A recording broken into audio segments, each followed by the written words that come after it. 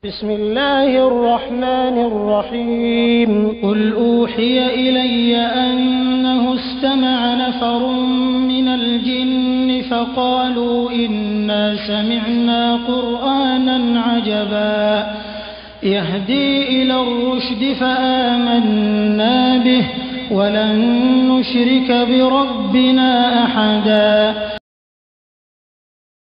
بسم الله الرحمن الرحيم.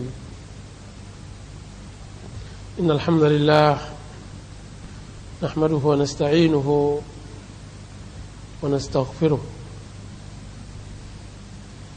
ونعوذ بالله من شرور أنفسنا ومن سيئات أعمالنا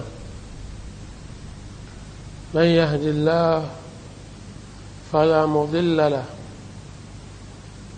ومن يضلل فلا هادي له. أشهد أن لا إله إلا الله وحده لا شريك له وأشهد أن محمدا عبده ورسوله صلى الله عليه وعلى آله وصحبه وسلم تسليما مزيدا. Amma ba'd. Begitulah dunia Allah SWT ciptakan. Kemudian Ibnu Qayyim rahimahullahu ta'ala menyebutkan derajat-derajat manusia di dalam menjalankan kitabullah azza wa jalla. Maka derajat yang paling tinggi bagi mukallaf, bagi manusia yang dibebani oleh Allah azza wa jalla, ada, beliau membagi menjadi 18 tingkatan. 18 tingkatan. Derajat yang pertama, dia adalah derajat yang paling tertinggi secara mutlak, yaitu derajat kerasulan. Rasul adalah manusia yang dimuliakan oleh Allah Azza wa Jalla. Mereka adalah orang-orang yang dipilih dari hamba-hambanya yang saleh, yang selamat dari aib dan celah. Makanya Rasulullah SWT berfirman, wassalamun alal mursalin, salam sejahtera bagi para rasul. Allah mengucapkan kepada Nuh, salamun ala Nuhin fil alamin, salam sejahtera bagi Nuh. Dan kata-kata salam adalah kata-kata kebahagiaan, karena di dalam diri Rasul salawatullahi wassalamuhu alaih ada di sana kebahagiaan yang Allah Subhanahu wa taala letakkan sebagai contoh dan qudwah di atas permukaan bumi ini. Kelompok yang kedua adalah kelompok mereka rasul akan tapi tidak masuk dari kelompok ulul azmi minar rusul. Yang kelompok pertama adalah kelompok ulul azmi. Kelompok yang kedua mereka adalah rasul, yaitu orang-orang yang diutus oleh Allah Azza wa Jalla, akan tapi mereka bertingkat-tingkat derajat mereka sesama mereka selain dari derajat ulul azmi minar rusul.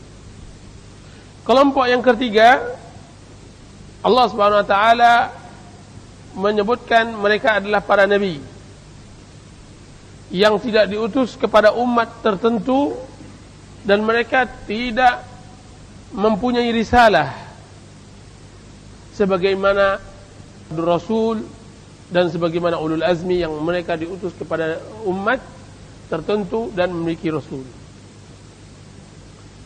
Kelompok yang keempat, dia semakin ke bawah, dia semakin rendah. Dia adalah warasatul rasul, pewaris para rasul, yaitu orang-orang pengganti para rasul di kaumnya setelah mereka wafat. Mereka lah orang-orang yang mengamalkan ilmu yang diajarkan oleh rasul sebelum wafat mereka, kemudian mendakwahi manusia dengan apa yang didakwah oleh para rasul Dan ini adalah kedudukannya, adalah derajatnya adalah derajat siddiq. Jadi pewaris para rasul pada derajat yang keempat ini adalah derajat siddiq. Allah Subhanahu wa taala berfirman tentang kelompok ini, walladzina amanu billahi wa rusulihi ulaika humus siddiqun.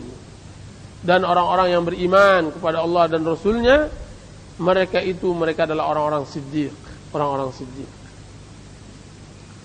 Dan orang-orang siddiq dialah seperti Abu Bakar radhiyallahu anhu, yang mana beliau pengganti dari Rasul setelah wafatnya Rasulullah sallallahu alaihi wasallam. Tidak ada lagi derajat yang lebih tinggi dari kesiddiqan. Jika seandainya ada, niscaya telah menempel kepada Abu Bakar radhiyallahu anhu. Beliau yang menyelesaikan perkara umat ketika umat semua dalam kekacauan. Beliau yang menjadi tonggak yang kokoh ketika umat sedang goyah. Beliaulah siddiq umat ini, yang mana beliau adalah mengganti Rasulullah sallallahu alaihi wasallam. Dan siddiq adalah penengah wasit antara Rasul dan umatnya. Begitu juga Abu Bakar radhiyallahu an, dia adalah wasit, penengah, sebagai penyambung lidah antara Rasul dengan umatnya. Makanya pahala siddiq adalah pahala yang tidak terhenti, karena sehebat apapun amal yang dilakukan oleh orang-orang setelah siddiq, maka tetap mengalir kepada siddiq. Kenapa? Karena dia adalah penyambung lidahnya. Terbukti dengan banyak hadis yang menerangkan tentang keutamaan menyampaikan apa yang disampaikan oleh para rasul. Terbukti dengan keutamaan di dalam hadis tentang keutamaan berdakwah di jalan Allah Subhanahu wa taala. Sebagaimana dalam hadis yang disampaikan oleh Rasulullah sallallahu alaihi wasallam kepada Ali bin Abi Thalib radhiyallahu anhu, wallahi li ayyahdiyallahu bika rajulan wahida khairun laka min humrun na'am. Demi Allah, satu orang yang engkau beri petunjuk lebih baik daripada onta merah. Di dalam hadis juga disebutkan, man sanna fil islami sunnatan hasanah fa amila biha ba'dahu kana lahu mithlu ajri man amila biha la yanqusu min ujurihim syai'a. Barang siapa yang membuat sunnah di dalam Islam, sunnah yang baik, kemudian diamalkan setelahnya nanti sunnah tersebut, maka dia mendapatkan pahala seumpama orang yang mengamalkannya, tidak mengurangi sedikit pun pahalanya. Dan juga sahih dari Rasulullah SAW bahwa beliau bersabda, "Idza mata ibnu Adam inqata 'amaluhu illa min thalath. Shadaqatin jariyah aw 'ilmin yuntafa'u bih aw waladin salihin yad'u lah." Jika seandainya telah meninggal anak Adam, terputuslah amalnya kecuali 3 hal: sedekah jariyah, atau ilmu yang bermanfaat, atau anak yang saleh yang mendoakannya. Makanya orang yang mengajarkan kebaikan dan mengamalkannya, dia mendapat derajat siddiq, dan seluruh alam bertasbih kepadanya. Di dalam hadis yang hasan dikeluarkan oleh Imam Tirmidzi dan Abu Dawud dan yang lainnya, Nabi Muhammad SAW bersabda, innal alim yastaghfiru lahu man fis samawati wa man fil ard hatta an-namlatu fi juhriha. Sesungguhnya seorang alim akan diminta ampunkan oleh semua yang ada di langit dan semua yang ada di bumi, sampai semut yang ada di dalam sarangnya. Dan Allah Subhanahu wa taala akan memberikan doa dan salawat kepada orang yang mengajarkan manusia kebaikan. Innallaha wa malaikatahu yusalluna ala muallimin nas al-khair.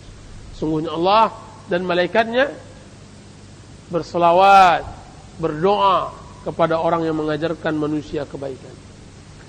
Itulah orang-orang siddiq, orang yang menggabungkan antara ilmu dengan amal. Orang yang menggabungkan kegiatan hidupnya antara ilmu dengan amal.